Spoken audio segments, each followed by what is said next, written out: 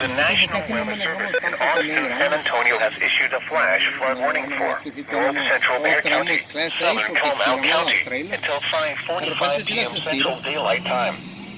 At 2:42 p.m. Central Daylight Time, Doppler radar indicated thunderstorms producing heavy rain across the Orange area. Between 2 and 3 inches of rain have fallen. Additional rainfall amounts of 1 to 2 inches. Flash flood shortly. Hazard, life-threatening flash flooding. Thunderstorms producing flash flooding. Oh, I gotta see if... Urban areas, highways, streets, and other passes. Some locations that will experience flash flooding include San Antonio, Canyon Lake, Bull Verde, Garden Ridge, Lewis Park, and Hope and Spector. Turn around. Don't drown when in flooded roads.